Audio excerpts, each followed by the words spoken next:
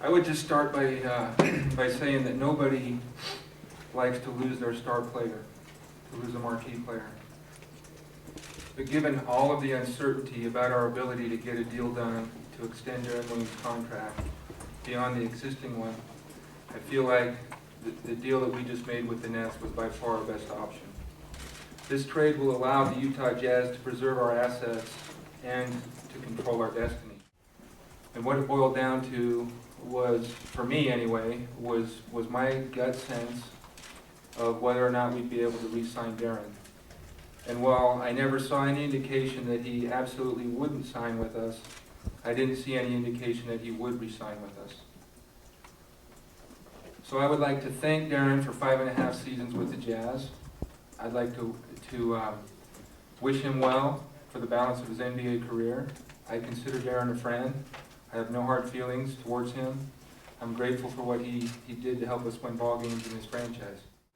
Well, I think in a way it's getting back to classic Jazz basketball. It's lunch pail and work boots, go to work. Everybody's got to step up.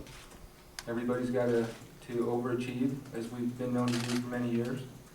And who knows, we may have a star player before any of us realize it.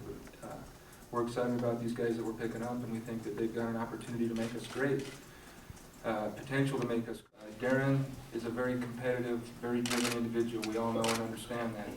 Jerry was as well, and undoubtedly they've had a number of conflicts over the course of their careers together, but this doesn't directly tie into that. These are separate events, but I think it does indicate one thing that I believe in, and that is that we are the same franchise that we've always been when it comes to structure, order, discipline, and respect.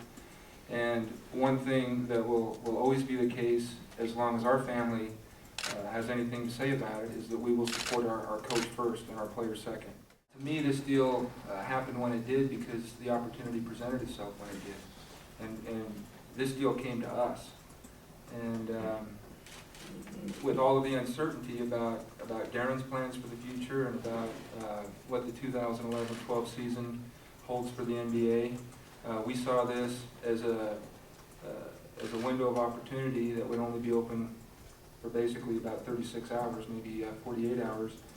And we felt that after thorough discussion and analysis of all possible outcomes, that this was the scenario that was in the best interest of the Jazz long term, and as I said, it had to happen when it did.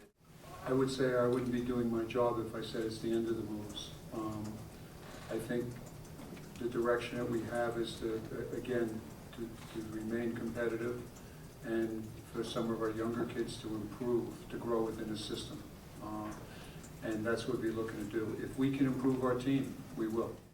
Like I said, it'd be great to have him finish his career in a Jazz uniform, but I just didn't get the indications that his heart was in it. And I've got to in terms of finishing with the career. I don't mean to imply that he slacked ever. That's not what I meant by that. But just that he was interested in finishing his career here.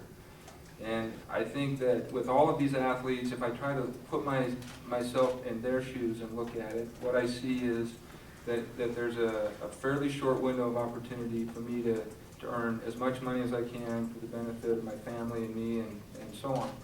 And I respect their right to do that.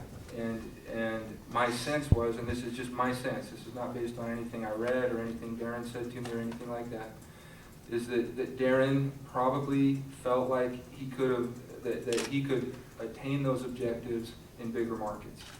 And so if that's the way he felt, I wouldn't want to hold him here against his will. I wouldn't want him to be unhappy while he's here. I think that we all want to become all we can be and live to our full potential. And if our franchise couldn't offer Deron the things that he needed to feel that way, then I think it's probably best that he go somewhere where he can get those things.